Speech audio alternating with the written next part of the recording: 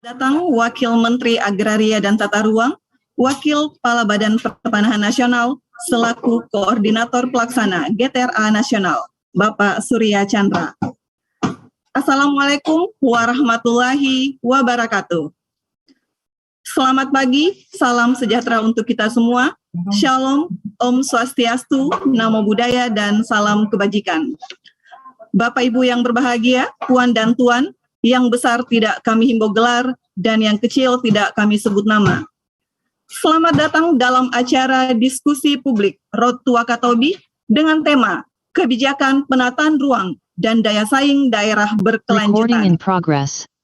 Hadirin yang berbahagia, sebagai informasi bahwa ini merupakan diskusi publik Road to Wakatobi edisi ke-20 yang merupakan rangkaian acara dari GTRA Summit 2022 yang akan diselenggarakan di Wakatobi, Sulawesi Tenggara. Bapak Ibu yang kami hormati, mengawali acara, mari kita dengarkan keynote speech dari Gubernur Jawa Timur yang dalam hal ini diwakili oleh Kepala Dinas Pekerjaan Umum, Kawasan Permukiman dan Cipta Karya Provinsi Jawa Timur, Bapak Insinyur Baju Trihaksoro. Dengan hormat kami silakan.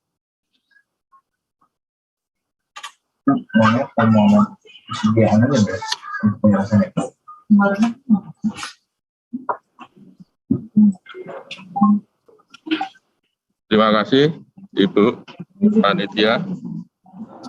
Sudah dengar, Ibu? Siap, sudah Pak. Silakan Pak. Oh, maaf, saya dapat dulu.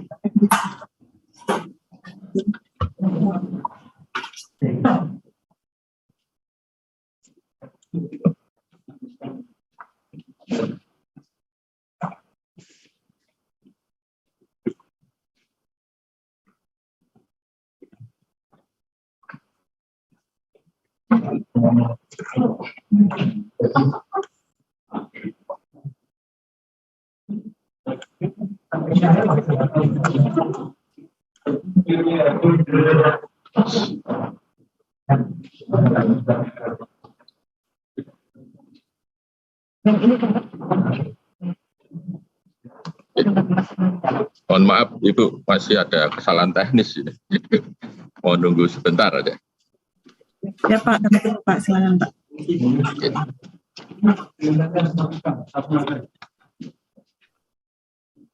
Sambil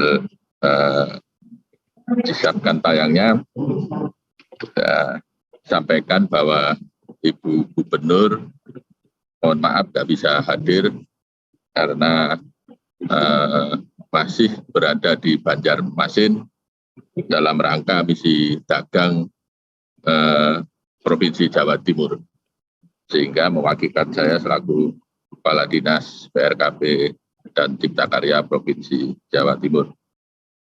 Assalamualaikum warahmatullahi wabarakatuh. Salam sejahtera bagi kita semua. Salam, Om Swastiastu, Namo Buddhaya, dan salam kebajikan.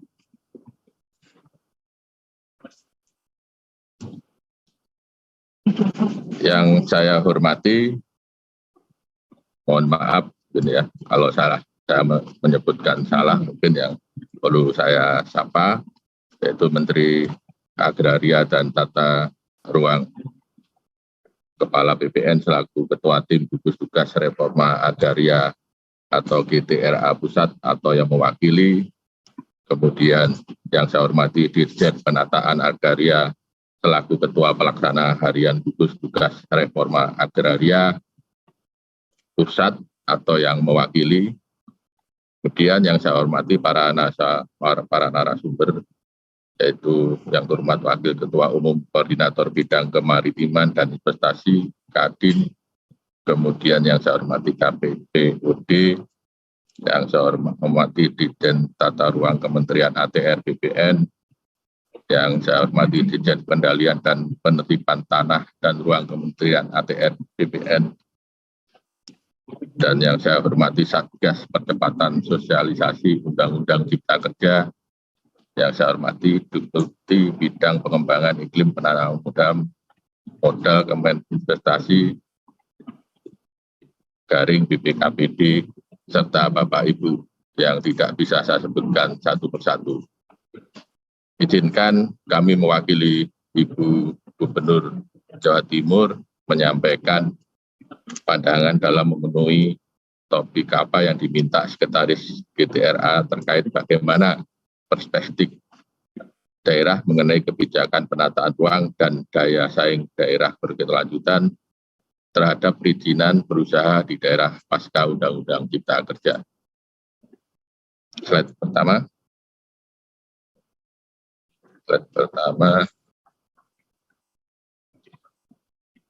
Ya. Berdasarkan rencana jangka panjang RPJMP tahun 2005 sampai 2025, visi Jawa Timur, Jatim sebagai pusat agribis terkemuka berdaya saing global dan berkelanjutan perlu diturunkan dalam orientasi lokasi atau kewilayahan menjadi visi tata ruang, sedangkan visi penataan ruang Jawa Timur tahun 2011 sampai 2031 adalah terwujudnya wilayah provinsi berbasis agribisnis dan jasa komersial yang berdaya saing global dalam pembangunan berkelanjutan. Tujuan penataan ruang ini diwujudkan berdasarkan 4 asas, yaitu aman, nyaman, produktif, dan berkelanjutan. Dengan demikian, esensi Pemprov Jatim sejak tahun 2010 memang telah merencanakan pembangunan wilayahnya berperspektif daya saing global dan berkelanjutan. Lanjut. Demikian Bapak Ibu, bahwa pasal per pasal dari Undang-Undang Cipta Kerja ini mengamanatkan kepada kita begitu pentingnya peningkatan ekosistem investasi kegiatan berusaha dari semua pemangku kepentingan stakeholder sesuai dengan asas Undang-Undang Cipta Kerja nomor 11 tahun 2020, pasal per pasal sudah ada kepastian terkait ekosistem investasi maupun kegiatan berusaha. Lanjut. Dan Jawa Timur telah merancang sinkronisasi operasional strategi kewilayahannya dengan menata efisiensi struktur ruangnya melalui sistem koridor agar penataan infrastruktur wilayah mampu menunjang pusat-pusat pertumbuhan yang ada sehingga sarana prasarana kewilayahan yang dibangun mampu meningkatkan daya saing ekonomi di Jawa Timur melalui peran market driven dari distribusi barang dan jasa Indonesia bagian timur, maka daya saing ini juga akan berpengaruh signifikan terhadap kinerja investasi di wilayah pengaruh Jawa Timur tersebut, yaitu ada 7 koridor, kemudian sesuai dengan Perpres 80 tahun 2019 kita sinkronisasi sehingga terwujud meningkatkan daya saing ekonomi di Jawa Timur. Lanjut. Omnibus Law atau Undang-Undang Cipta Kerja juga sangat membantu kita di daerah dalam meningkatkan iklim usaha investasi karena pasal per pasalnya terutama dengan adanya kemudian perizinan dasar seperti yang dulu disebut IMB, kemudian izin usaha, AMDAL, UKL, dan UPL, dan lain-lain, aturan perundangan ini menyederhanakan dan mengintegrasikan perizinan dasar dari sejumlah undang-undang seperti penggabungan, yaitu 4 undang-undang dan 50 pasal dalam pengaturan kesesuaian tata ruang. Kemudian 2 undang-undang dan 36 pasal untuk persetujuan lingkungan. Selanjutnya 2 undang-undang dan 48 pasal dalam kaitannya dengan persetujuan bangunan gedung, sehingga kebirokratisasi dan simplifikasi proses dan iklim usaha ini tentu akan memperingan para calon inspektor dalam mengurus izin usahanya yang sekarang disebut KKPR, serta memastikan analisa kelayakan ekonomi sehingga minat investasi di Jawa Timur diprediksi akan semakin meningkat. Lanjut. Harapan terhadap peningkatan minat investasi dan isu kemudahan perizinan ini dapat dibuktikan dengan tetap tingginya animo masyarakat dunia usaha dalam mengurus atau menyelesaikan perizinan melalui investasi dan atau meningkatkan industrialisasinya di Jawa Timur. Matrik realisasi izin pemanfaatan ruang yang diselenggarakan pemerintahan Provinsi Jawa Timur, inilah yang bisa dijadikan indikator tingginya minat investasi ke Jawa Timur meski di tahun 2021 kita semua terkena pandemi COVID-19. Dalam ranah yang menjadi kewenangan Pemprov Jawa Timur di masa transisi perizinan berusaha, IPR pada ruang wilayah yang berkategori high control zone terindikasi masih menjadi solusi kemudahan berusaha di Jawa Timur. Ke depan, prosedur spesifik ini perlu dimodifikasi lebih sederhana dan lebih pasti sesuai amanat Undang-Undang Cipta Kerja. Lanjut, dalam kaitan reforma agraria dan penataan ruang dapat diidentifikasi dari pemahaman reforma agraria yang pada prinsipnya merupakan upaya penataan kembali struktur penguasaan, kepemilikan, penggunaan, dan pemanfaatan tanah yang lebih berkeadilan melalui penataan aset dan disertai dengan penataan akses untuk kemakmuran rakyat Indonesia. Kata kuncinya adalah penataan aset dan penataan akses. Penataan aset meliputi penataan kembali penguasaan, pemilikan, penggunaan, dan pemanfaatan tanah berdasarkan hukum dan peraturan perundangan pertanahan, sedangkan penataan akses dilakukan melalui pemberian pendampingan atau bantuan bagi subjek agar dapat memanfaatkan tanahnya secara optimal. Lanjut, kita sudah paham benar objeknya meliputi pertama pensertifikatan tanah oleh pemerintahan atau PTSL, kemudian kedua HGU dan HGU habis, yang ketiga tanah negara lainnya, dan keempat pelepasan kawasan hutan. Sedangkan subjek reforma agraria meliputi orang per orang, kelompok masyarakat maupun badan hukum.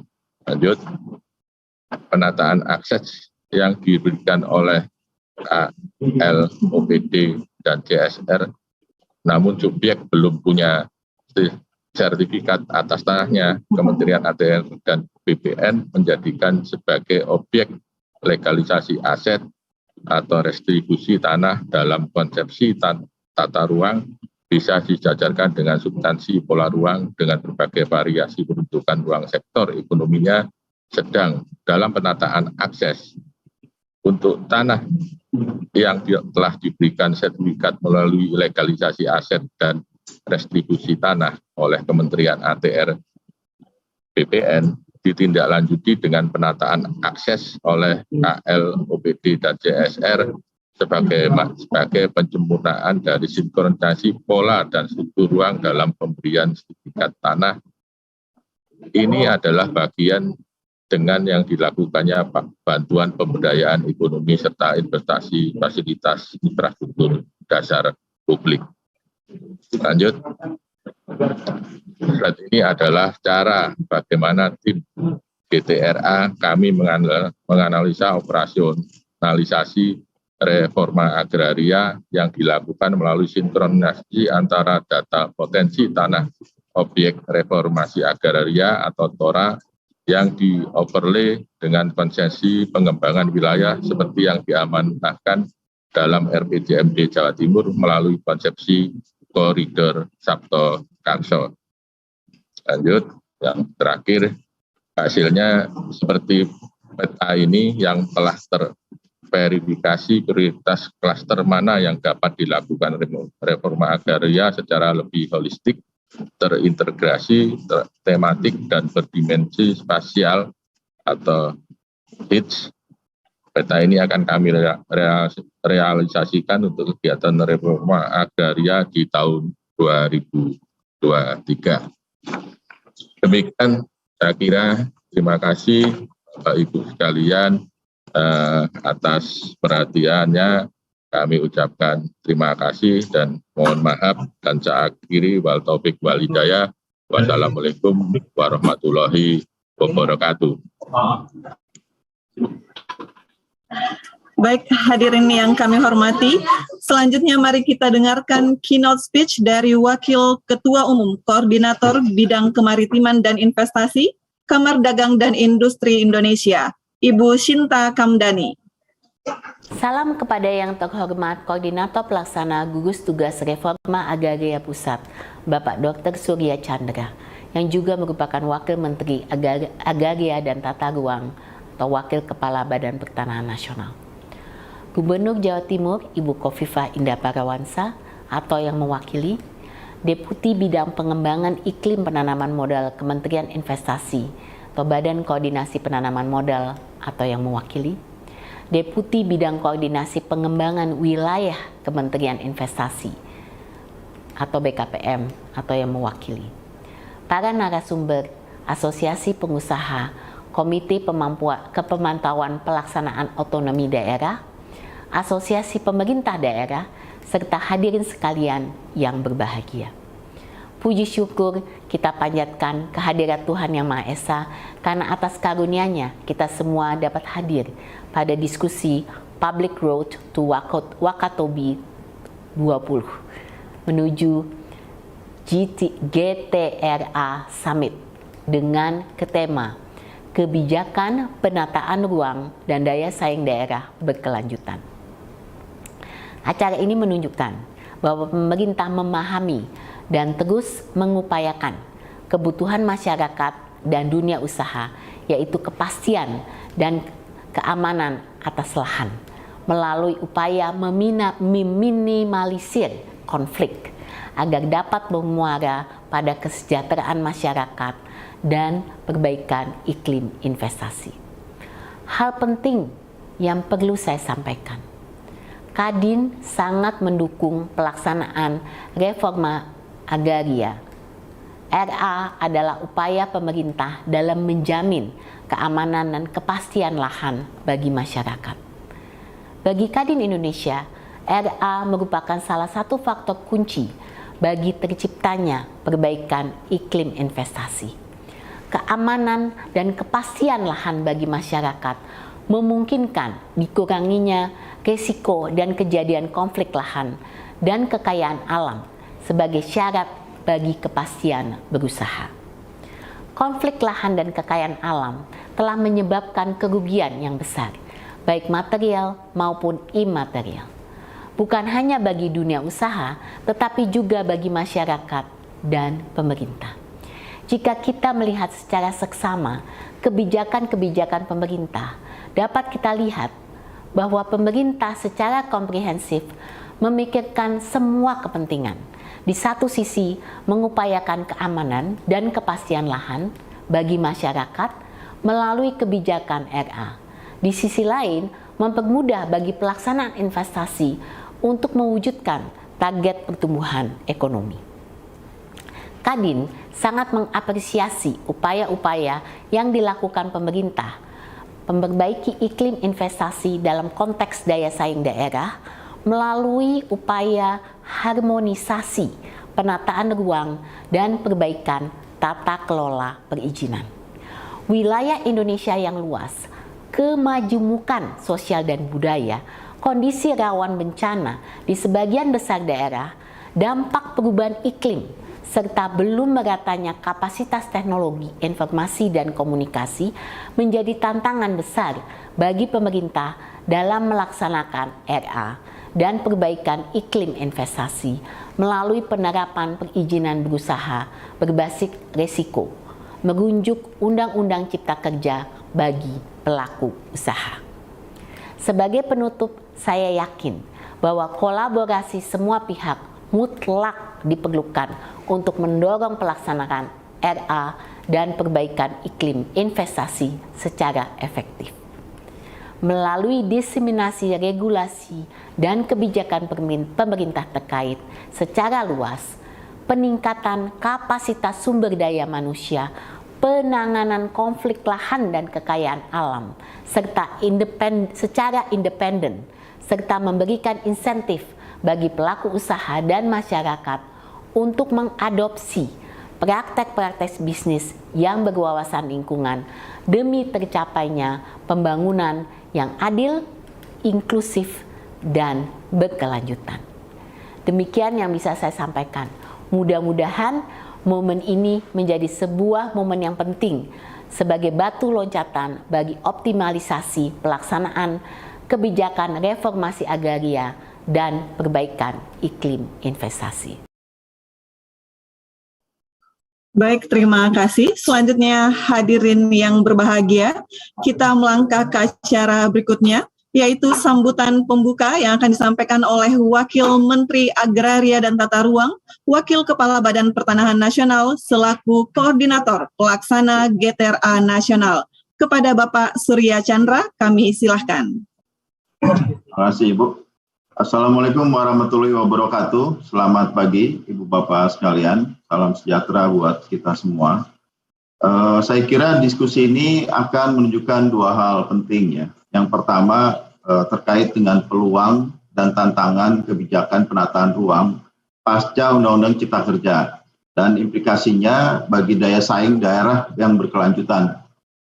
Yang kedua terkait pula dengan faktor pendukung dan penghambat implementasi kebijakan penataan ruang pasca Undang-Undang Cipta Kerja, khususnya berkaitan dengan penyelenggaraan perizinan berusaha di daerah.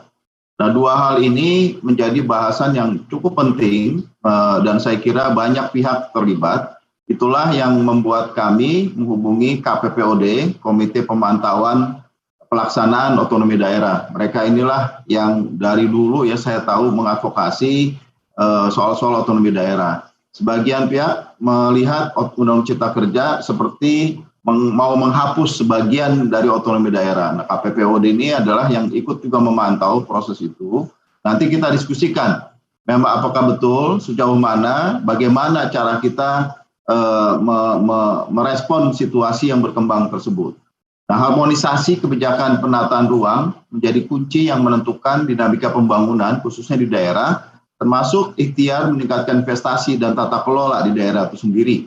Nah, dalam konteks kemudahan berusaha, rencana tata ruang sebagai tatakan atau alas dalam setiap arah pembangunan yang merupakan bagian dari upaya penyederhanaan persyaratan dasar perizinan berusaha itu sendiri. Nah, dalam rangka itulah memang Undang-Undang Cipta Kerja memuat terobosan dengan beberapa ketentuan, seperti misalnya simplifikasi izin lokasi menjadi kesesuaian kegiatan pemanfaatan ruang, kewenangan penyelenggaraan dan pelaksanaan izin, simplifikasi tata ruang daerah, serta dasar hukum kebijakan DTR melalui peraturan kepala daerah Perkada. Dulu harus melalui proses politik di DPRD, jadi harus perda seperti itu. Sekarang bisa cukup dengan Perkada. Nah, harapannya memang semua itu mampu menghadirkan kemudahan dan kepastian dalam perizinan usaha. Tapi kita tahu ini belum tentu seperti itu peristiwanya. Nah, catatan dalam diskusi ini barangkali bisa menjadi masukan apa saja dari lapangan. Jadi kami sudah mengundang semua teman-teman ATR BPN di seluruh Indonesia. Sebagian bisa bergabung pagi ini. Sebagian juga kita undang pemerintah daerah. Nanti ada para penanggap itu yang terlibat adalah teman-teman atau kepala daerah yang memang punya organisasi. Asosiasi Kepala Daerah, jaringannya KPPOD juga turut diundang. Mudah-mudahan dengan diskusi hari ini kita bisa memberikan masukan ya dan rekomendasi kebijakan apa yang tepat bagi pemerintah pusat khususnya. Kami dari ATR BPN siap memfasilitasi, siap mendukung supaya memang cita-cita Undang-Undang Cipta Kerja sungguh terwujud, yaitu bagaimana penyelenggaraan perizinan berusaha yang berbasis risiko serta kebijakan penataan ruang yang optimal sesuai dengan prinsip pembangunan daerah yang lebih berkelanjutan. Terima kasih. Saya akan ikuti terus diskusi ini sampai akhir dan mudah-mudahan nanti bisa ikut memberikan catatan di penutupnya. Terima kasih. Wassalamualaikum warahmatullahi wabarakatuh. Baik, terima kasih kepada Bapak Omen yang telah memberikan sambutan pembuka. Baik, hadirin yang berbahagia, selanjutnya kita akan memasuki agenda diskusi publik Road to Wakatobi yang pada hari ini mengangkat tema kebijakan penataan ruang dan daya saing daerah berkelanjutan. Dan telah hadir bersama kita para narasumber dan juga para penanggap yang nantinya akan diperkenalkan oleh moderator. Untuk itu langsung saja kami undang moderator pada hari ini yang merupakan program asisten atau policy analyst di Komite Pemantauan Pelaksanaan Otonomi Daerah. Kepada Ibu Michiko Tambunan kami silakan. Baik, terima kasih sekali Bu Cida. Selamat pagi Bapak Ibu sekalian, perkenalkan saya Michiko Tambunan, analis kebijakan dari KPPOD. Dan saya akan menemani Bapak Ibu sekalian untuk memandu jalannya sesi paparan diskusi kita di diskusi pada pagi hari ini Bapak Ibu sekalian. Nah sebelumnya Bapak Ibu, saya akan membacakan urutan jalannya sesi paparan narasumber pada pagi hari ini. Pertama, kita akan mendengarkan paparan dari Direktur Eksekutif KPPOD, Bapak Arman Suparman, terkait paparan krusial penataan ruang dalam tata kelola ekonomi daerah, lalu juga peluang dan tantangan kebijakan penataan ruang pasca terbitnya Undang-Undang Cipta Kerja serta implikasinya. Dan terakhir nanti akan ada rekomendasi bagi perbaikan kebijakan penataan ruang dalam rangka penguatan daya saing daerah berkelanjutan. Lalu Bapak Ibu akan dilanjutkan lagi paparan dari Sekretaris Satgas Percepatan Sosialisasi Undang-Undang Cipta Kerja, Bapak Arief Budimanta, terkait hasil belanja personal Satgas Percepatan Sosialisasi Undang-Undang Cipta Kerja saat melakukan kegiatan sosialisasi terkait kebijakan penataan ruang dan perizinan berusaha. Lalu juga nanti Pak Arief Budimanta akan menyampaikan rekomendasi Satgas Percepatan Sosialisasi Undang-Undang Cipta Kerja. Lalu yang ketiga kita akan mendengarkan paparan dari Direktur Sinkronisasi Pemanfaatan Ruang, Direktur Jenderal Tata Ruang, Bapak Eko Budi Kurniawan, terkait kebijakan penataan ruang serta langkah Kementerian APR BPN dalam mengakselerasi kebijakan penataan ruang tersebut. Nah terakhir akan ada paparan dari General Manager Citralink City Losari Makassar, Bapak Hendra Wahyudi. Dan nanti setelah sesi paparan Bapak Ibu sekalian, kita akan melanjutkan dengan sesi diskusi bersama para penanggap, yang antara lain nanti ada perwakilan pemerintah daerah dari Wali Kota Medan, lalu juga nanti ada Deputi Bidang Pengembangan Iklim Tanaman Modal, Keminvest BKPM, Bapak Ilyot, lalu juga nanti akan ada Sekretaris Direktur Jenderal Pengendalian dan Penertiban Tanah dan Ruang, Bapak Syafiq Ananta Inuman. Nah, bagi Bapak Ibu yang ingin bertanya di sesi diskusi, kami persilahkan untuk nanti boleh menyampaikan pertanyaannya dalam kolom aplikasi chat Zoom dengan menuliskan nama dan juga asal instansi, dan nanti akan kami sampaikan dalam sesi diskusi. Baik Bapak Ibu sekalian, tanpa berlama-lama lagi kita akan mulai sesi diskusinya, yaitu paparan pertama dari Direktur Eksekutif KPPOD Bapak Arman Suparman. Nah, Pak Arman Suparman ini menempuh pendidikan tinggi Bapak Ibu sekalian di Sekolah Tinggi Filsafat Ledalero, Flores NTT, dalam melanjutkan studinya di Pasca Sarjana Sosiologi FISIP Universitas Indonesia. Saat ini Pak Arman menjabat sebagai Direktur Eksekutif KPPOD. Nah, saya persilakan kepada Mas Arman untuk boleh menyampaikan paparannya. Waktu dan tempat saya persilakan. Baik, terima kasih Mbak Michiko. Assalamualaikum warahmatullahi wabarakatuh. Selamat pagi yang kami hormati Bapak Wakil Menteri ATR BPN, Bapak Surya Chandra, dan juga yang kami hormati para narasumber dan juga penanggap yang hadir dan juga akan berdinamika dalam diskusi kita pada kesempatan pagi jelang siang nanti, dan juga yang kami banggakan keluarga besar ATR BPN baik yang di Jakarta maupun yang di wilayah, dan juga mitra-mitra dan peserta diskusi yang kami hormati. Baik Bapak Ibu, perkenankan kami menyampaikan beberapa talking points yang mungkin bisa menjadi bahan diskusi kita bersama pada kesempatan ini, sekaligus juga mungkin menjadi catatan awal agar apa yang menjadi harapan kita terkait dengan penciptaan iklim investasi yang kondusif di daerah melalui pembenahan struktural, dan yang terakhir itu dengan Undang-Undang Cipta Kerja dan beberapa peraturan turunannya itu bisa tercapai. Baik Bapak Ibu sekalian, topik kita pada kesempatan ini adalah bagaimana kebijakan penataan ruang dan pasca Undang-Undang Cipta Kerja dan bagaimana implikasinya terhadap daya saing daerah berkelanjutan.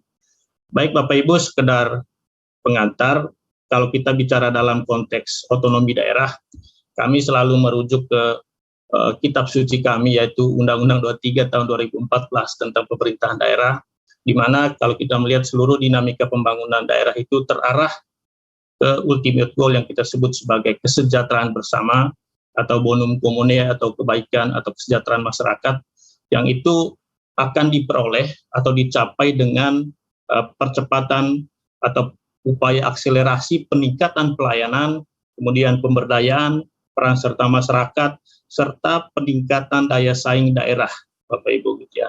Dan dalam upaya peningkatan daya saing tersebut, kemudian peningkatan pemberdayaan dan juga peningkatan pelayanan publik kepada masyarakat, yang diharapkan kita tetap memperhatikan prinsip efisiensi dan efektivitas, dan juga memperhatikan bagaimana aspek hubungan pemerintah pusat dan pemerintah daerah, kemudian seperti apa kekhasan keunikan setiap daerah, tentu juga memperhatikan seperti apa peluang dan tantangan dalam kancah global, Bapak Ibu sekalian. Nah, dalam konteks ini, Bapak Ibu, sejak awal tahun 2000-an, KPPOD sebenarnya memiliki sejumlah kerangka pengukuran. Ada kerangka pengukuran terkait dengan daya tarik investasi, kemudian ada indeks atau pengukuran terkait dengan tata kelola ekonomi daerah, dan yang terakhir yang kami kembangkan 2 tahun terakhir ini, dan mungkin akan seterusnya kami menjadikan itu sebagai salah satu evaluasi atau pengukuran terhadap kinerja daerah, yaitu daya saing daerah berkelanjutan. Dan dari hasil pengukuran itu, Bapak Ibu, pada tahun 2020 kemarin, kami melihat kinerja daya saing daerah berkelanjutan yang kami ukur di seluruh kabupaten, gitu ya, meskipun tidak semua, dari 400-an kabupaten yang memenuhi persyaratan untuk diukurkan itu hanya 356 kabupaten, dan hasilnya adalah ternyata memang kinerja daya saing daerah berkelanjutan kita itu masih pada level sedang, gitu ya. Kalau kita melihat kategori atau level daya saing daerah berkelanjutan yang merujuk ke apa yang telah dikeluarkan oleh Badan Riset dan Inovasi Nasional, kita memang masih berada pada level sedang. Kemudian dari sisi sebaran daya saing itu, kita masih berhadapan dengan persoalan ketimpangan antara wilayah. Ini tampaknya masih menjadi persoalan klasik kita, ketimpangan antara Indonesia Timur dengan Indonesia Barat. Dan itu juga terjadi dalam daya saing daerah berkelanjutan.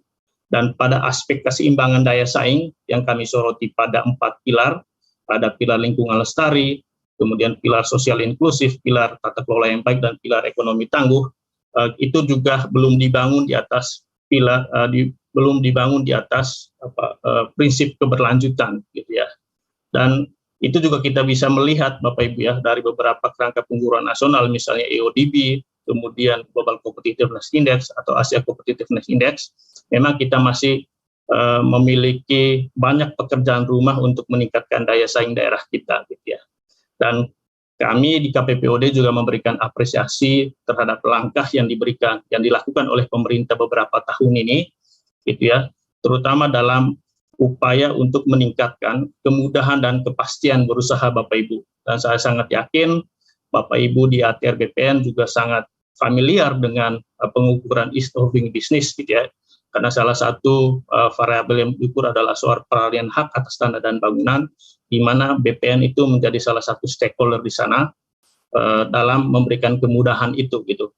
Dan sejak 5-6 tahun yang lalu, pemerintah sejak 2015 misalnya sudah ada paket-paket ekonomi kebijakan, kemudian ada perpres terkait dengan percepatan kemudahan berusaha, kemudian diikuti dengan PP 24 tahun 2018 tentang OSS, dan yang terakhir seperti yang kita ketahui bersama, ada Undang-Undang Cipta Kerja dengan sejumlah peraturan turunannya itu yang berupaya melakukan simplifikasi dari sisi bisnis proses, tetapi juga penyederhanaan dari sisi regulasi. Dan ini tentu kita beri apresiasi yang bersama, apresiasi terhadap langkah-langkah pembenahan struktural seperti ini.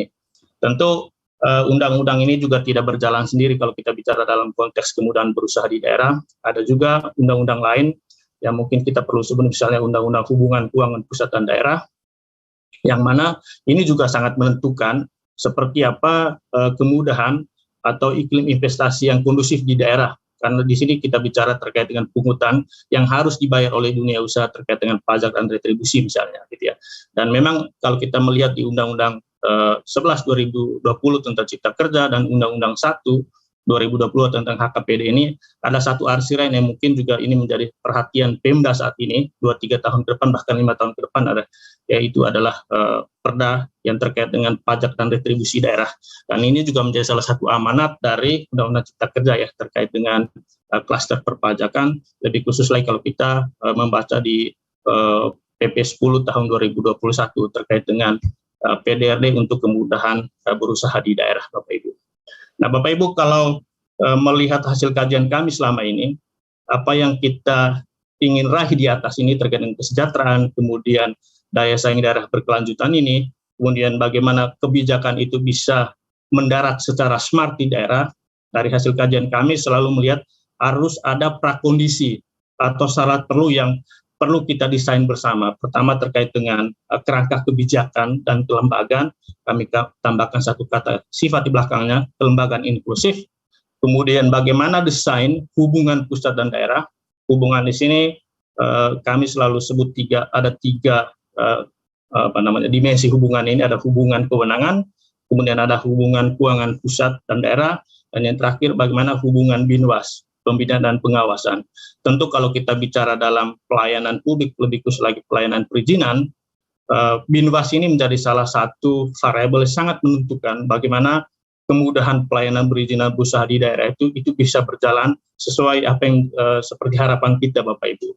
Dan yang terakhir tentu di level daerah atau dalam konteks daerah, kepemimpinan politik dan kapasitas lokal itu juga sangat menentukan bagaimana seluruh kebijakan ini termasuk atau terutama terkait dengan Undang Cipta Kerja ini bisa berjalan dengan smooth, smart, atau sesuai dengan harapan dari pemerintah pusat atau juga pemerintah daerah sendiri gitu ya. Baik Bapak Ibu, terkait dengan penataan ruang, kami sangat yakin Bapak Ibu di ATR BPN sudah mendarah dagingkan terkait dengan seperti apa arti penting dari penataan ruang ini Bapak Ibu ya. Kami melihat ada dua. Pertama, penataan ruang ini yang di dalamnya terkait dengan perencanaan, pemanfaatan dan juga pengendalian pemanfaatan ini adalah panglima keberlanjutan kita Bapak Ibu. Gitu ya. Karena dengan tata ruang yang berkualitas itu juga berpengaruh terhadap bagaimana keberlanjutan di pilar ekonomi, sosial, lingkungan dan juga tata kelola.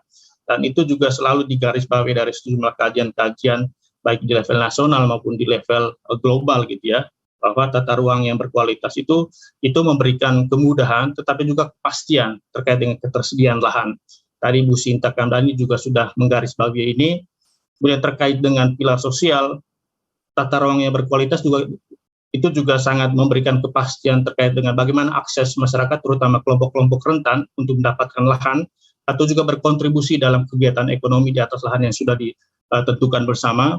Kemudian yang ketiga terkait dengan lingkungan, tentu juga dengan tata ruang yang berkualitas mulai dari RT/RW sampai RDTR, itu juga sangat menentukan seperti apa keberlanjutan lingkungan. Dan yang paling penting bagaimana dengan tata ruang ini kita bisa memitigasi potensi risiko bencana di masa depan gitu ya. Dan di aspek tata kelola Bapak Ibu, tentu kalau kita membaca Undang-Undang Cipta Kerja, kemudian PP 21, kemudian Permen 13 ATR BPN misalnya, bagaimana kepentingan stakeholder itu bisa diakomodir. Dengan demikian, apa yang kita harapkan terkait dengan kolaboratif governance ini, itu bisa tercermin atau terimplementasi ke dalam seluruh penyelenggaraan penataan ruang, mulai dari perencanaan, pemanfaatan, sampai pengendalian pemanfaatan Bapak Ibu.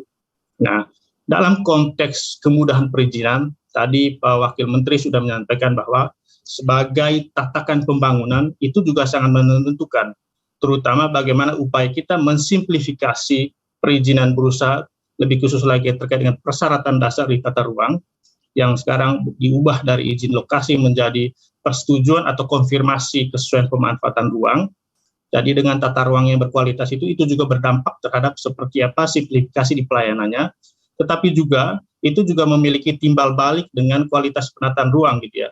Artinya dengan kehadiran Undang-Undang Cipta Kerja ini kami melihat upaya yang begitu besar dari pemerintah pusat terutama gitu ya, untuk memperbaiki lagi kualitas rencana tata ruang kita mulai dari RT/RW sampai RDTR, yang itu sekiranya bisa berdampak terhadap upaya di sisi lainnya yaitu simplifikasi pelayanan perizinan. Karena dengan adanya RDTR digital misalnya, para pelaku usaha atau pemohon terkait dengan kesesuaian pemanfaatan ruang ini itu tidak berurusan lagi dengan prosedur-prosedur yang terjadi sebelum Undang-Undang Cipta Kerja, tetapi kita hanya berhadapan dengan platform digital, mengkonfirmasi dengan RDTR digital, atau mengajukan persetujuan pemanfaatan ruang jika memang belum memiliki RDTR digital. Nah, itu bisa tercapai Bapak Ibu kalau kita melihat beberapa dokumen yang terkait dengan prinsip perencanaan tata ruang. Ada beberapa prinsip yang tentu kita perlu perhatikan. Pertama, prinsip demokratis, artinya dengan penataan ruang itu bisa terarah kepada hajat hidup orang banyak. Kemudian prinsip subsidiaritas yang kami lihat dalam konteks otonomi daerah ini mungkin menjadi salah satu prinsip yang perlu kita highlight ya Bapak Ibu ya, karena dengan prinsip subsidiaritas ini inisiatif kebutuhan lokal atau konteks-konteks tertentu di lokal itu perlu diperhatikan dalam seluruh perencanaan tata ruang, bukan hanya perencanaan di level lokal tetapi juga perencanaan di level nasional. karena perencanaan di level nasional sebagaimana amanat Undang-Undang Cipta Kerja sendiri kan itu menjadi referensi bagi seluruh perencanaan tata ruang baik di level provinsi maupun di level kabupaten kota ataupun di kawasan-kawasan strategis gitu ya. Jadi inisiatif atau kebutuhan lokal ya. Waktu 2 menit lagi Pak. Oh ya. Memang tinggal di RA-nya aja gimana. Ya. Terima kasih Mbak Mijiko.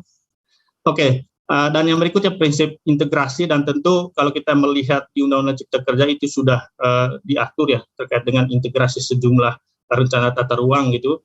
Kemudian proporsional, dan yang terakhir tentu prinsip kehati-hatian. Dan ini juga menurut kami kalau kita melihat prinsip atau paradigma berbasis risiko, ini juga tentu menjadi perhatian kita semua karena penentuan tingkat risiko itu kan juga ditentukan oleh aspek keselamatan lingkungan gitu ya, kesehatan. Yang bagi kami ini juga ditentukan atau sangat menentukan seperti apa perencanaan tata ruang kita gitu Bapak Ibu. Baik, terkait dengan penataan ruang ini sendiri Bapak Ibu, ini salah satu kerangka pengukuran yang selalu dibuat oleh KPPOD, tata kelola ekonomi daerah. Dan dalam tata kelola ekonomi daerah itu ada 10 variabel yang menentukan. Yang pertama itu adalah biaya transaksi, di sini kita bicara pada retribusi, dan ada perizinan berusaha. Dan ada salah satu yang mungkin menjadi topik kita hari ini adalah terkait dengan akses lahan Bapak Ibu gitu ya. Dan di akses lahan ini tentu kalau dalam kerangka pengukuran ease of doing business itu terkait dengan peralihan hak atas tanah dan bangunan. Dan dari kajian kami sendiri di luar kajian TKED ini Bapak Ibu di tahun 2017 kita coba mengcapture seperti apa ease of doing business di 10 kota bisnis utama. Salah satu persoalan mendasar pada waktu itu adalah soal bagaimana prosedur pendaftaran hak atas tanah dan bangunan di BPN, kemudian pendaftaran sertifikat yang masih membutuhkan waktu yang sangat lama pada tahun 2017 ya Bapak Ibu. Tentu dalam beberapa tahun ini itu juga sudah dilakukan pembenahan oleh ATR BPN gitu ya. Tentu dengan kehadiran Undang-Undang Cipta Kerja ini juga itu juga berpengaruh terhadap prosedur-prosedur di peralihan hak atas tanah dan bangunan gitu ya. Karena kalau lihat di urutan di ease of doing business itu pengecekan sertifikat itu menjadi prosedur pertama, dan yang terakhir itu adalah pendaftaran hak atas tanah dan bangunan itu. Dan dari sisi waktu di sejumlah daerah waktu itu bahkan melebihi waktu sampai 90 hari gitu ya keseluruhannya gitu Bapak Ibu. Dan ini tentu menjadi perhatian kita bersama terutama di ATR BPN sendiri gitu. Baik Bapak Ibu, ini saya lanjutkan saja karena ini adalah paradigma yang kita sudah ketahui bersama bahwa dengan Undang-Undang Cipta Kerja ini tidak semua usaha itu nanti wajib mengurus perizinan, tetapi yang berisiko tinggi yang diwajibkan mengurus izin, sementara yang berisiko rendah, menengah rendah atau menengah tinggi itu hanya mengurus NIB dan juga sertifikat standar gitu ya. Dan itu kita bisa baca secara detail di PP 5 tahun 2021. Dan bagi kami Bapak Ibu, faktor penentu terimplementasikannya dengan baik Undang-Undang Cipta Kerja dan sejumlah PP ini, terutama PP 5, PP 6, PP 16, kemudian PP 21 dan PP 22, itu pertama soal bagaimana kualitas kebijakan, kelembagaan, dan juga digitalisasi yang terintegrasi di pemerintah pusat sendiri. Kemudian yang kedua, bagaimana kebijakan, kelembagaan, dan juga sarana prasarana terkait dengan platform digital di daerah. Dan dari hasil asesmen kami Bapak Ibu, pertama terhadap kebijakan penataan ruang itu sendiri, patut kami akui memang memberikan simplifikasi ya, simplifikasi perizinan. Karena kalau ada RDT digital, kami sebagai pemohon misalnya baik untuk kegiatan berusaha atau non berusaha cukup mengkonfirmasi lokasi kegiatan dengan RDT digital. Tapi kalau belum memiliki RDT digital, itu baru melalui prosedur persetujuan pemanfaatan ruang yang diajukan kepada pemerintah pusat. Kemudian ini juga disampaikan oleh Pak Wamen tadi bahwa sudah ada perubahan dasar hukum RDTR yang bagi kami ini mungkin menjadi solusi terkait dengan mandeknya proses pembahasan Perda RDTR selama ini, gitu ya. Hanya ini mungkin jadi salah satu catatan Pak Wamen dan Bapak Ibu sekalian, daerah mengeluhkan terkait dengan persetujuan substansi dari Kementerian ATR BPN dan Kementerian sektoral lainnya. Kalau membaca PP 21 dan juga Permen ATR BPN nomor 13, kami melihat di situ sudah ditentukan waktunya, gitu ya, persetujuan substansi itu, gitu ya. Hanya mungkin ke depan bagaimana sistem informasi itu tersampaikan ke daerah dan bagaimana Kementerian ATR BPN sendiri juga menetapi SOP itu terutama terkait waktu itu sehingga daerah memiliki kepastian terkait dengan waktu untuk mendapatkan persetujuan substansi untuk peraturan kepala daerah RDTR, Bapak Ibu, gitu ya. Kemudian satu catatan utama kami ini Pak Wamen terkait dengan kewenangan. Ya, kalau membaca Undang-Undang Cipta Kerja khususnya terkait dengan penataan ruang gitu ya, undang-undang ini memang sangat menegaskan, menggarisbawahi pemerintah pusat sebagai pemegang kewenangan penyelenggaraan urusan pemerintahan, gitu ya. Dan itu sangat nampak di penyelenggaraan penataan ruang sendiri yang bagi kami ini sudah menghilangkan atau menggerus kewenangan daerah ini Pak Wamen. Dan kalau kami coba lokalisir dari perencanaan, kemudian pemanfaatan dan pengendalian pemanfaatan, tampaknya daerah itu hanya kebagian di perencanaan. Dalam hal ini penyusunan RT/RW dan juga penyusunan RDTR dan pembentukan RDTR digital. Memang kalau membaca di PP 21 atau juga Permen 13 itu sudah ada kata bisa didelegasikan, gitu ya. Tapi bagi kami kata delegasi ini mirip dengan dekonsentrasi, jadi ada pelimpahan, tetapi kewenangan atau pemegang kewenangan utamanya ada di menteri. Sementara gubernur, bupati, dan wali kota ini hanya menjadi yang didelegasikan, yang dilimpahkan. Akan lebih sangat bermakna kalau diserahkan, gitu ya. Jadi sebenarnya kalau membaca di Undang-Undang 27, Undang-Undang Penataan Ruang yang tahun 2007 itu sebenarnya sudah sangat menjelaskan atau menegaskan seperti apa kewenangan daerah dalam perencanaan, pemanfaatan dan pengendalian pemanfaatan, yang mungkin ini juga patut menjadi perhatian kita ke depan, terutama terkait dengan bagaimana kita membangun fondasi otonomi daerah ini.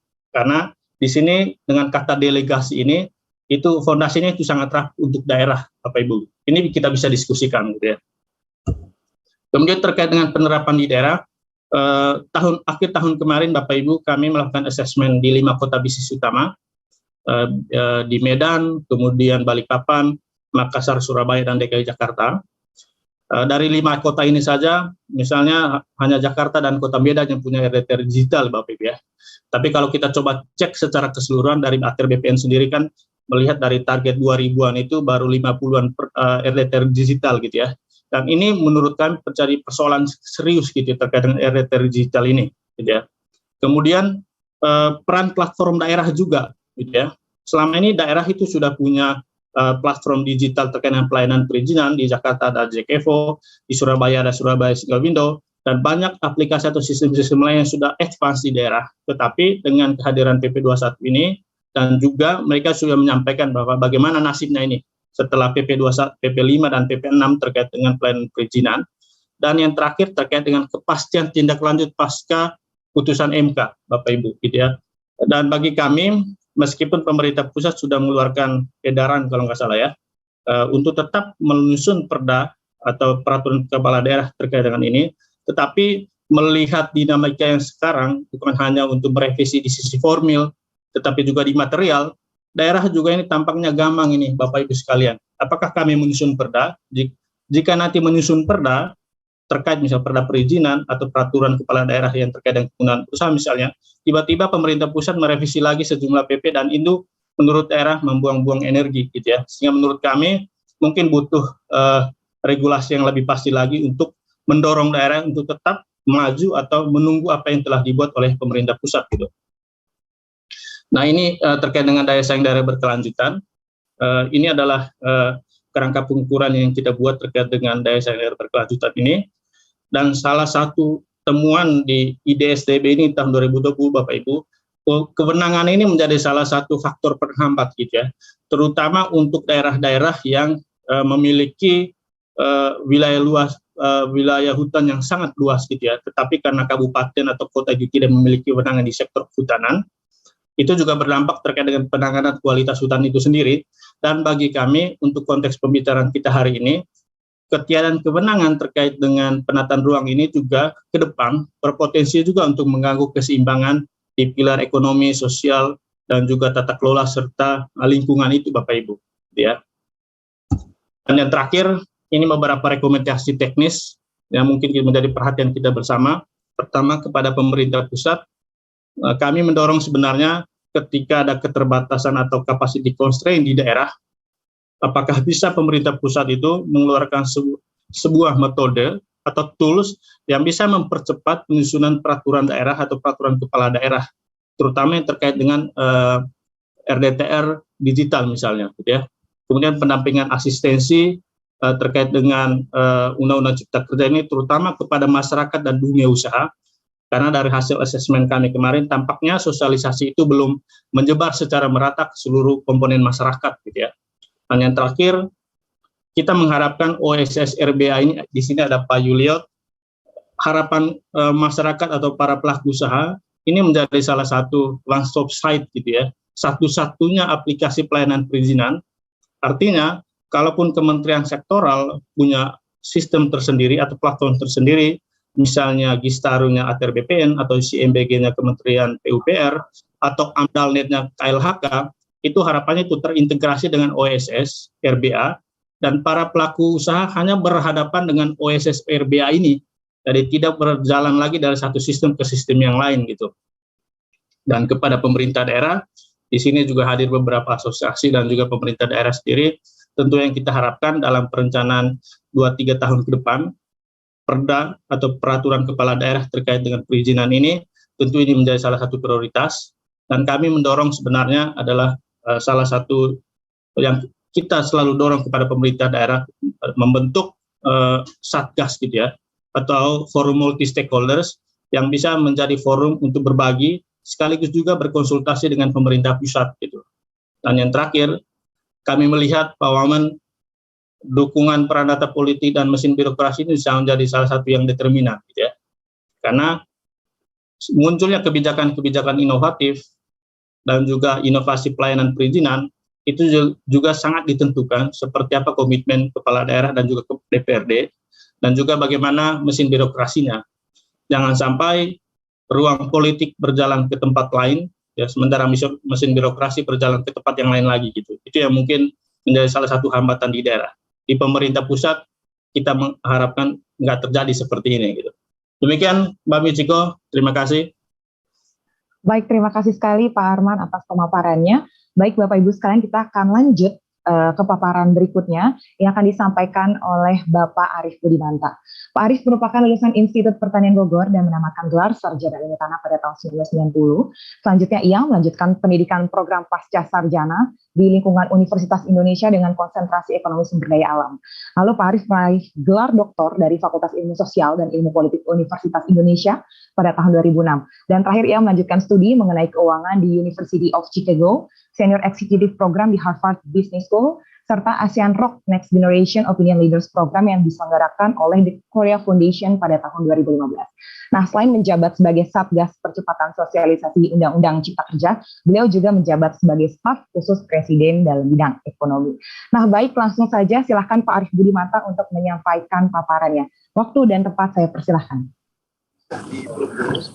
Terima kasih Ibu Tambunan, Pak Wamen, Ibu Bapak semua yang terhormat dalam forum webinar di pagi hari ini. Kami sudah mengirimkan bahan ya, kalau memang bisa ditayangkan ditayangkan, tapi setidaknya kami menyampaikan ada beberapa hal ya.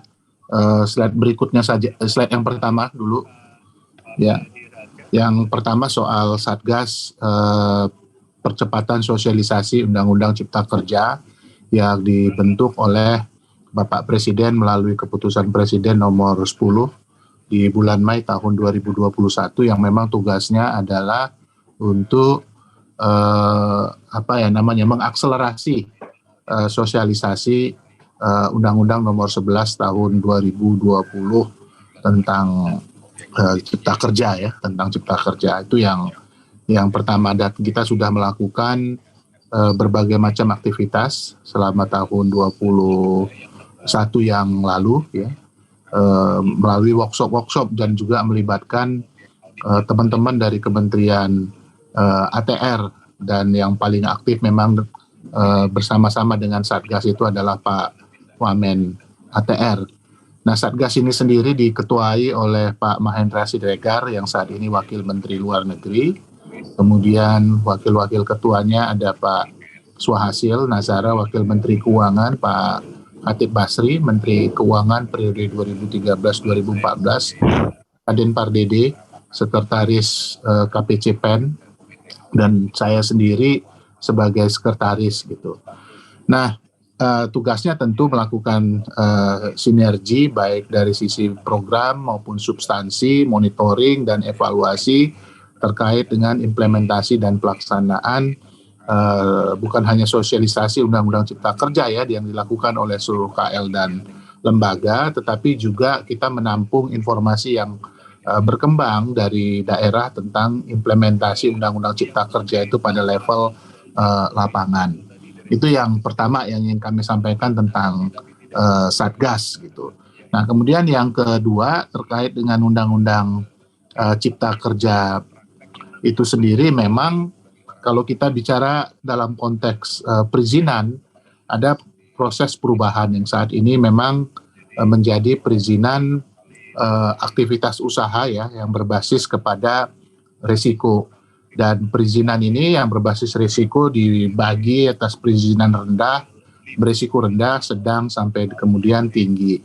Nah, di dalam proses perizinan itu ada tahapan-tahapan yang harus dilalui oleh seseorang yang melakukan ataupun segolongan orang ataupun badan yang melakukan aktivitas usaha. Yang pertama adalah menyelesaikan apa yang disebut dengan perizinan dasar, kemudian yang kedua yang terkait dengan perizinan usaha itu sendiri. Nah, perizinan dasar itu setidaknya menyangkut 3 hal ya. Yang paling utama itu adalah kesesuaian kegiatan pemanfaatan ruang ataupun KKPR. Saya rasa mungkin diskusi kita pada pagi hari ini relevansinya lebih kepada perizinan dasar ya. Pertama soal kesesuaian kegiatan pemanfaatan ruang, di mana di sini pengampu utamanya adalah tentu Kementerian ATR bersama dengan pemerintah daerah yang sudah menyelesaikan RT RW ya, baik provinsi ataupun RT RW pada tingkat kabupaten kota. Kemudian yang kedua adalah persetujuan lingkungan, kemudian yang ketiga adalah persetujuan bangunan gedung. Dan kita tahu backbone dalam proses perizinan dasar ini ada di KKPR, di kesesuaian kegiatan pemanfaatan ruang. Nah, dalam proses konfirmasi KKPR ini, maka kemudian landasan yang paling utama yang dibutuhkan itu adalah penyelesaian dari rencana tata ruang ya, yang dimiliki oleh daerah, sehingga kemudian proses perizinan dasar itu khusus untuk konfirmasi penataan ruang itu tidak membutuhkan waktu lama sampai ke pusat gitu apabila kemudian RT RW ini bisa diselesaikan. Nah, pemerintah sendiri memang memiliki rencana untuk memfasilitasi proses penyelesaian RT RW di tingkat kabupaten, terutama agar proses-proses yang terkait dengan pelaksanaan Cipta Kerja, terutama perizinan berusaha dan KKPR ini bisa lebih cepat, karena ini adalah backbone dari perizinan berusaha. Itu yang kedua. Jadi untuk itu maka kemudian harapan kita agar kemudian ke depan tidak lagi terjadi proses tumpang tindih misalnya yang signifikan antara aktivitas usaha karena ini berbasis risiko, maka penyelesaian RT RW terutama pada tingkat kabupaten maupun kota ini menjadi penting untuk secara cepat diselesaikan. Nah, itu yang kedua ya, yang terkait dengan Undang-Undang Cipta Kerja yang khususnya terkait dengan penataan ruang gitu ya. Nah, kemudian yang ketiga yang paling penting juga yang ingin kami sampaikan dalam kesempatan ini adalah temuan Satgas. Temuan Satgas di halaman 8. Tolong di halaman 8 yang bagian ini. Jadi kalau kita lihat bahwa terkait dengan temuan Satgas dalam pertemuan di daerah, maka ada beberapa hal yang perlu improvement ya secara cepat. Yang pertama adalah dari aspek regulasi, ya. Dalam hal ini tentu adalah Perda RDTR sebagai syarat penerbitan KKPR. Nah, ini kemudian memang menjadi penting ya untuk diselesaikan, termasuk dalam hal ini adalah perda-perda yang terkait dengan perizinan bangunan gedung. Nah, proses penyelesaian perda yang terkait dengan perizinan bangunan gedung ini dapat dipakai oleh daerah sebagai basis untuk melakukan pungutan kembali. Kemudian yang ketiga juga adalah problematika ketiadaan tim profesi ahli atau TPA di beberapa daerah sebagai syarat penerbitan PBG. Tetapi ini memang bisa disiasatin berdasarkan undang-undang untuk memanfaatkan TPA. Kalau misalnya di wilayah kabupaten tersebut tidak tersedia, itu bisa memanfaatkan di wilayah kabupaten lain yang tersedia ataupun di wilayah provinsi, misalnya profesi ahli yang ada gitu. Itu yang terkait dengan regulasi. Kemudian yang kedua juga ada problematika terkait dengan kelembagaan yang belum bersinergi gitu ya di lapangan. Yang ketiga adalah sistem. Nah, ini yang memang juga menjadi soal bukan hanya di daerah tetapi juga di pusat, bagaimana mengintegrasikan sistem yang sifatnya mesin to mesin ya, antara misalnya aspek regulasi yang terkait dengan persetujuan lingkungan dengan KKPR, katakanlah misalnya seperti itu. Jadi ada prinsipnya misalnya dalam konteks one map policy, itu contoh misalnya dalam konteks sistem. Kemudian yang keempat adalah bisnis proses yang juga masih menjadi PR, dan kita memiliki waktu ya untuk melakukan proses penyempurnaan ini dalam kerangka waktu misalnya yang diberikan oleh MA gitu ya, MK 2 tahun sesuai dengan keputusan MK kan diminta untuk melakukan perbaikan terhadap undang-undang Cipta Kerja dalam kerangka 2 tahun. Tetapi MK juga menyatakan keberadaan Undang-Undang Cipta Kerja selama 2 tahun itu masih keberlakuannya masih tetap ada gitu. Maka kemudian manfaatkanlah waktu yang 2 tahun ini sampai dengan tahun depan gitu untuk menyelesaikan beberapa hal yang terkait dengan regulasi, kelembagaan, sistem, bisnis proses, dan dalam hal ini pemerintah pusat juga terus-menerus melakukan improvement baik dari sisi regulasi, baik dari sisi kelembagaan, sistem maupun bisnis proses, terutama yang terkait dengan online single submission. Itu yang ketiga. Kemudian yang terakhir yang ingin kami sampaikan, informasikan adalah mohon ke halaman 4, Mbak. Ke halaman 4. Ini sebagai informasi saja komitmen Presiden dalam kerangka untuk reforma agraria. Nah, Presiden telah membentuk Satgas Penataan Penggunaan Lahan dan Penataan Investasi melalui keputusan Presiden nomor 1 tahun 2022 tentang Satuan Tugas Penataan Penggunaan Lahan dan Penataan Investasi. Nah, Satgas ini diketuai oleh Menteri Negara Investasi dan di dalamnya juga ada Menteri Agraria dan Tata Ruang. Nah, tujuannya untuk menindaklanjutin pencabutan izin usaha pertambangan, izin pinjam pakai kawasan hutan, hak guna usaha, dan hak guna bangunan. Nah, mohon izin tugas, Pak Arief, ya. Waktu 2 menit lagi, Pak. Oke. Nah, tugas Satgas ini adalah intinya melakukan penataan penggunaan lahan dan penataan investasi melalui pemetaan, pemanfaatan lahan, kemudian memberikan rekomendasi kepada Menteri untuk melakukan pencabutan, kemudian menetapkan kebijakan pemanfaatan atas lahan perizinannya yang sudah dicabut dalam kerangka redistribusi dan pemanfaatan lainnya.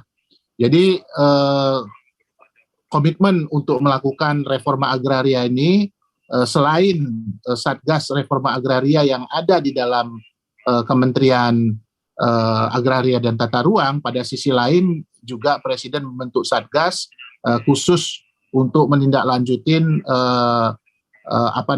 proses-proses pencabutan izin-izin usaha, baik itu pertambangan hingga pakai kawasan hutan, hak guna usaha dan hak guna bangunan, untuk kemudian dimanfaatkan untuk aktivitas dalam kerangka reforma agraria, khususnya redistribusi aset lahan. Nah, saya rasa mungkin 4 hal itu yang ingin kami sampaikan, Bu Tambunan. Terima kasih atas kesempatannya. Nanti kita bisa lanjutkan dengan respon dan diskusi. Selamat pagi. Baik, terima kasih sekali Pak Arief. Bapak Ibu sekalian, jika ada yang ingin menyampaikan pertanyaan atau tanggapan, bisa langsung nanti disampaikan lewat kolom chat di Zoom, dan nanti akan kami bacakan dalam sesi diskusi Bapak Ibu. Nah, selanjutnya kita akan lanjut ke paparan ketiga Bapak Ibu sekalian dari Pak Eko Budi Kurniawan. Pak Eko menempuh pendidikan S1, Teknik Planologi, Institut Teknologi Bandung, lalu melanjutkan studi S2, Master of Science in Urban Infrastructure Engineering and Management UNESCO IHE, lalu meraih DEA di City and Regional Planning University de Paris Aix-Nanterre, lalu meraih gelar PhD atau Doctor of Philosophy in City and Regional Planning University de Paris Aix-Nanterre. Nah, saat ini Bapak Eko Budi Kurniawan menjabat Direktur Sinkronisasi Pemanfaatan Ruang Kementerian ATR BPN. Nah, kepada Pak Eko, kami persilahkan Pak, waktunya 10 menit Pak. Silakan Pak. Baik, terima kasih Mbak Michiko. Assalamualaikum warahmatullahi wabarakatuh. Waalaikumsalam. Selamat pagi, salam sejahtera, salam sehat bagi kita semua.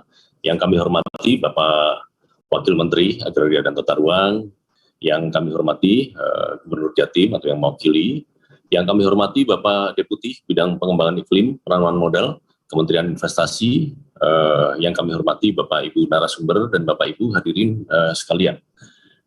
Baik, Bapak Ibu melanjutkan tadi arahan dari Bapak Wakil Menteri, kemudian juga dari keynote speakers dan dari narasumber ya Pak yang sebelum saya, Pak Arman dan juga Pak Arief Budimanta, begitu. Kami coba membahas bagaimana penataan ruang, begitu ya, dengan adanya Undang-Undang Cipta Kerja, begitu. Kemudian juga akselerasi implementasinya dan juga terkait dengan tantangan terhadap implementasi perizinan ini ya. Yang pertama-tama adalah Bapak Ibu, terkait penataan ruang ini, kita ketahui bersama bahwa Undang-Undang Penataan Ruang itu kita miliki begitu di tahun 1992 begitu ya, Undang-Undang 24 tahun 1992 tentang penataan ruang. Kemudian ditetapkannya Undang-Undang baru begitu ya terkait tentang penataan ruang juga, Undang-Undang 26 di tahun 2007, dan kemudian Undang-Undang 11 tahun 2020 tentang Cipta Kerja ini begitu, ini memberikan pengaruh terhadap penataan ruang gitu ya, terkait dengan masalah perizinan, di mana kita mengetahui sama-sama Bapak Ibu sekalian bahwa ruang kita yang terbatas begitu ya, tadi juga disampaikan oleh keynote speaker sebelumnya bahwa kita ingin mewujudkan ruang yang aman, nyaman, produktif dan berkelanjutan, dan itu sudah ada di dalam Undang-Undang 26 2007 gitu ya. Selanjutnya Bapak Ibu sekalian, undang-undang ini begitu dipengaruhi oleh Undang-Undang Cipta Kerja gitu ya, dan peraturan perundangan turunannya gitu. Di mana kalau sebelum UCK dan peraturan perundangan turunannya begitu Bapak Ibu sekalian, itu umumnya begitu ya, rencana tata ruang itu bentuknya cetak gitu ya, buku begitu, dan disimpan di kantor pemerintah gitu ya. Sehingga kalau masyarakat begitu, publik ingin mengakses rencana tata ruang harus mendatangi baik itu kantor pemerintah di pusat ya untuk rencana tata ruang di level pusat RT RWN misalkan, maupun di daerah ya untuk RT RW provinsi, RT RW kota kabupaten, RWTR gitu. Nah, kemudian ini mengakibatkan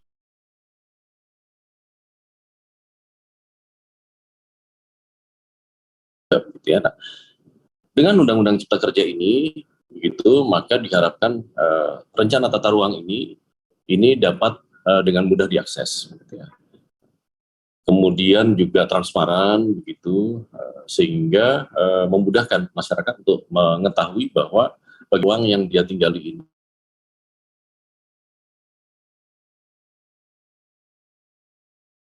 kalian tadi juga telah ditunjukkan oleh keynote speaker ya, pembicara sebelumnya, bahwa dengan Undang-Undang Cipta Kerja ini antara lain bagaimana tata ruang itu memiliki peran begitu ya, yang lebih dalam adalah adanya yang disebut sebagai KKPR, gitu, kesesuaian kegiatan manfaatan ruang. KKPR ini merupakan satu dari persyaratan dasar perizinan berusaha, Bapak Ibu sekalian, di mana intinya adalah KKPR diberikan pertama-tama didasarkan pada rencana detail tata ruang. RDTR ini adalah rencana tata ruang yang levelnya paling detail, Bapak Ibu sekalian. Jadi kita punya beberapa level rencana tata ruang, begitu ya, mulai dari RT RW nasional, begitu, sampai yang paling detail adalah rencana detail tata ruang, yakni 1 dengan skala 1:5.000. Nah, ini yang di dalam sistem OSS begitu terintegrasi begitu, sehingga diharapkan proses perolehan KKPR ini bisa dapat diberikan dengan cepat. Nah, apabila RDTR ini belum disusun, dan untuk kawasan-kawasan yang memang tidak disusun RDTR-nya, maka pemberian KKPR didasarkan pada rencana tata ruang di atasnya, gitu ya, baik itu rencana tata ruang wilayah kabupaten atau kota, begitu, hingga sampai ke RT RW nasional, gitu. Jadi tetapi ini tentu saja sistemnya dilakukan kajian tersendiri, gitu ya. Kemudian selanjutnya hal ini telah kami tindak lanjuti, begitu, di bawah pimpinan Bapak Menteri, Bapak Wamen, juga ya, kami telah tindak lanjuti dengan penetapan 5 peraturan menteri, begitu ya, dan 1 sedang dalam proses, begitu, yang terkait dengan bagaimana rencana tata ruang ini di-adjust ya, sesuai dengan Undang-Undang Nomor 11 Tahun 2020, mulai dari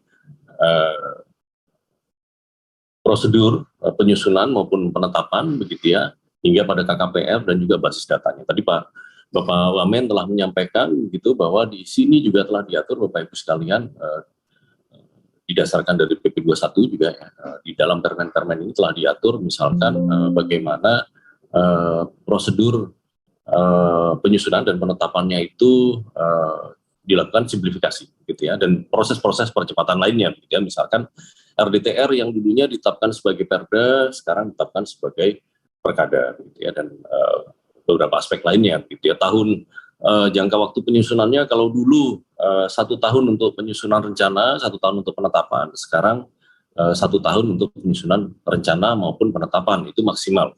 Kalau bisa lebih cepat akan lebih baik. Lanjut, saya kira selanjutnya, setelah dari Undang-Undang Cipta Kerja, kami telah mencoba menyusun peraturan perundangan turunannya, begitu, mulai dari PP 21 hingga permen-permen 11 sampai 15 tadi 2021, peraturan Menteri Agraria dan Tata Ruang atau Kepala BPN, gitu. Kami telah melakukan juga, gitu, di bawah pimpinan Bapak Dirjen Tata Ruang, beberapa akselerasi implementasi kebijakan penataan ruang. Antara lain transparansi penyelenggaraan penataan ruang, kemudian juga permasalahan SDM, gitu, dan bagaimana KKPR ini diimplementasikan sebagai upaya perwujudan pemanfaatan ruang, gitu ya, sehingga kita bersama-sama mewujudkan ruang yang aman, nyaman, produktif, dan berkelanjutan, gitu ya. Nah, ini Bapak Ibu sekalian, sosialisasi telah dilakukan. Juga FGD, begitu ya, bimbingan teknis terhadap pemerintah daerah juga telah dilakukan, langsung banyak yang langsung dipimpin bahkan oleh Bapak Dirjen. Nah, kami kira sebagian besar dan harapan kami juga pemerintah daerah telah siap. Tadi Provinsi Jawa Timur telah menunjukkan, begitu ya, kesiapan mereka dalam pelaksanaan ini, begitu. Kemudian juga kerjasama, gitu ya, kerjasama bagaimana agar penyelenggaraan penataan ruang dapat inklusif, gitu ya. kerjasama juga dilakukan begitu dengan organisasi profesi, di sini khususnya dengan Ikatan Ahli Perencana, begitu IAP, kemudian dengan IGI, Ikatan Geografi Indonesia, dengan ASPI, Asosiasi Sekolah Perencanaan Indonesia, begitu ya, Forpimgeo dan sebagainya. Nah ini kerjasama yang telah kita lakukan dalam negeri dan juga untuk luar negeri ya. Kami sekarang sudah sedang melaksanakan misalkan adanya kegiatan yang disebut proyek riba. Nah, selain itu Bapak Ibu sekalian, dalam rangka transparansi tadi memberikan kemudahan akses dan juga transparansi terhadap penataan ruang. Nah, ini di kami tadi juga telah disebutkan gitu oleh Bapak Wamen maupun pembicara sebelumnya adanya Jistaru begitu ya. Jistaru ini juga telah terintegrasi ke dalam sistem OSS begitu, sehingga tapi dalam Jistaru ini sendiri begitu masyarakat sekarang dapat mengakses tanpa rencana tata ruang begitu ya, mengetahui bahwa wilayah atau kawasan yang dia tinggal itu direncanakan seperti apa dan sebagainya tanpa harus mendatangi kantor pemerintah begitu ya, membuat janji untuk melihat bukunya begitu. Tetapi sekarang bisa langsung dilihat di Jistaru ini, ada yang disebut sebagai RTR online gitu ya. Kalau saya kira ini juga di berbagai negara maju juga sudah tersedia ya, Singapura dan sebagainya, tapi sekarang di Indonesia kita sudah tersedia ini. Jadi seluruh rencana tata ruang yang telah menjadi ditetapkan sebagai Perkada untuk RDTR maupun Perda untuk RT/RW kabupaten kota maupun provinsi begitu ya, itu dapat kita lihat di RTR online. Selain itu juga beberapa aplikasi-aplikasi lain yang membantu ya, seperti RDTR interaktif gitu ya, RTR Builder ya, Protaru ya, di mana masyarakat. Mohon izin Pak Eko, ya. Waktu 2 menit lagi Pak. Baik, terima kasih. Itu masyarakat dapat melihat gitu ya, sudah seberapa jauh rencana tata ruang itu, dan ini juga sekali lagi meningkatkan transparansi ya Bapak Ibu sekalian ya, sehingga masyarakat dapat mengetahui gitu ya penggunaan ruang untuk diarahkan sebagai